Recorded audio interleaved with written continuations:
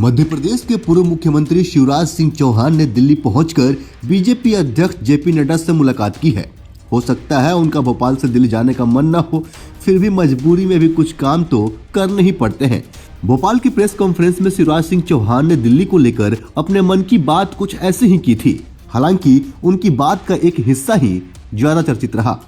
मर जाना पसंद करूंगा लेकिन दिल्ली नहीं जाऊंगा। लेकिन ये अधूरी बात थी। शिवराज सिंह चौहान बताना चाह रहे थे, अपने लिए कुछ मांगने के लिए दिल्ली नहीं जाऊंगा। दिल्ली पहुंचने के बाद भी शिवराज सिंह चौहान अपनी बात पर टिके नजर आए। जो खुद के लिए कुछ मांगता है वो अच्छा इंसान नहीं है। बीजेपी अध्यक्ष से मुलाकात के दौरान हुई बातचीत को लेकर शिवराज सिंह चौहान ने इशारों में कई बातें समझाने की कोशिश की और बार बार अपनी तरफ से सफाई भी पेश करते रहे। मेरे लिए जो भी भूमिका होगी मैं उसे निभाऊंगा। सवाल जवाब के क्रम में ये भी बताया कि राज्य के साथ साथ केंद्र में भी उनकी भूमिका रहेगी और साथ ही दक्षिण का भी रुख करना होगा। प्रधानमंत्री नरेंद्र मोदी के विकसित भारत संकल्प यात्रा के लिए पहली बार शिवराज सिंह चौहान के मुंह से अपनी तरफ से मध्य प्रदेश की लाडली बहना योजना का जिक्र नहीं सुनने को मिला। हाँ, पूछे जाने पर भाई और बहन के रिश्ते और उसके सबसे बड़े पद जरूर बता रहे हैं। लगता है जेपी नड्डा से संकेत मिल जाने के बाद अब वो अपनी ब्रांडिंग से बचने की कोशिश करेंगे। ये शायद नेताओं के ब्रांडिंग को लेकर मोदी के बयान का असर है। वैसे शिवराज सिंह चौहान ये याद दिलाना नहीं भूल रहे हैं कि वो चाहते हैं कि मध्य प्रदेश के नए मुख्यमंत्री मोहन यादव उनके किए गए कामों को नई ऊंचाई जरूर दें। भोपाल लौटने से पहले शिवराज सिंह चौहान वापस दिल्ली आने की बात जरूर कही। भोपाल में आज विधायक दल की बैठक है और चूंकि सरकार गठन के बाद ये पहली बैठक है, इसलिए उसमें रहना आवश्यक है। मैं फिर वापस आऊंगा और आप लोगों से मुलाकात करते रहूंगा। जैसे राजस्थान विधानसभा चुनाव के दौरान बीजेपी ने वसुंधरा राजे को अहमियत भले ही न दी हो, लेकिन कहीं भी और किसी भी स्तर पर उनकी तौहीन नहीं होने दी।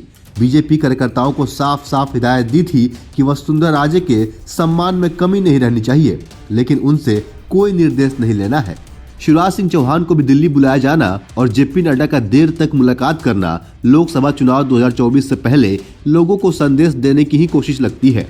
आम चुनाव में मैदान में जाने से पहले मध्य प्रदेश की महिला वोटर को जेपी नड्डा अपनी तरफ से संदेश देने की कोशिश कर रहे हैं कि शिवराज सिंह चौहान को नजरअंदाज नहीं किया जा रहा है। बीजेपी नेतृत्व जानता है कि राज्य के लिए एक बेहद लोकप्रिय चेहरे को इग्नोर किया जाना काफी जोखिम भरा हो सकता है। अगर राहुल गांधी और विपक्षी दलों के जातीय जनगणना की मांग को लेकर चलाए जा रहे कैंपेन का चुनाव नतीजों पर कोई असर नहीं हुआ है, तो उसमें शिवराज सिंह चौहान के ओबीसी चेहरे की भी काफी अहम भूमिका है। उन्होंने कहा, बैठक में नई भूमिका के बारे में चर्चा हुई है। भारतीय जनता पार्टी का काम मेरे लिए मिशन है। पार्टी के अध्यक्ष जैसा तय करेंगे वैसा ही करूंगा। मुख्यमंत्री पद से हटने के बाद शिवराज सिंह चौहान की बीजेपी में भूमिका तय कर दी गई है। अपनी तरफ से शिवराज सिंह चौहान कहते जरूर है, मैं कहाँ रहूंगा ये कभी सोचा नहीं, और बार बार ये भी दोहराते हैं कि बीजेपी नेतृत्व जो कहेगा सिर्फ वही करेंगे। लेकिन उनकी नई भूमिका को लेकर कई तरह के कयास लगाए जा रहे हैं। मसलन एक चर्चा है कि बीजेपी 2018 की तरफ फिर से उनको संगठन में राष्ट्रीय अध्यक्ष की जिम्मेदारी देकर भोपाल से दिल्ली शिफ्ट कर सकती है। फिर लोकसभा चुनाव में उनको विदिशा से चुनाव लड़ाया जा सकता है, क्योंकि वो विदिशा से 5 बार सांसद रह चुके हैं और केंद्र में फिर से बीजेपी की सरकार बनती है तो शिवराज सिंह चौहान को केंद्र में मंत्री भी बनाया जा सकता है। अगर वास्तव में बीजेपी नेतृत्व शिवराज सिंह चौहान के बारे में इतना कुछ सोच रही है तो भला इससे अच्छी बात क्या हो सकती है। यह तो ऐसा लगता है जैसे शिवराज सिंह चौहान की किस्मत उनको फिर से दिल के करीब खींच रही है। आखिर 2014 से पहले शिवराज सिंह चौहान भी तो प्रधानमंत्री पद के दावेदार रहे हैं। और शिवराज सिंह चौहान के साथ एक और अच्छी बात यह है कि वो अभी 64 साल के ही हैं, मतलब 75 साल पूरे होने में अभी 9 साल का वक्त है। शिवराज सिंह चौहान के मुंह से बार बार एक ही बात दोहराए जाने से ये बात तो साफ हो गई है कि बीजेपी में उनकी भूमिका तय कर दी गई है। जेपी नड्डा से मुलाकात के बाद तो वो यही बताने की कोशिश कर रहे थे कि आलाकमान का हर हुक्म हर हाल में सिर माथे पर रहेगा। शिवराज सिंह ने बताया कि मध्य प्रदेश में जो मंत्रिमंडल गठन होने जा रहा है उसे लेकर भी बीजेपी अध्यक्ष जेपी नड्डा से बातचीत हुई है, यानी मंत्रिमंडल के गठन में उनकी राय भी ली गई है।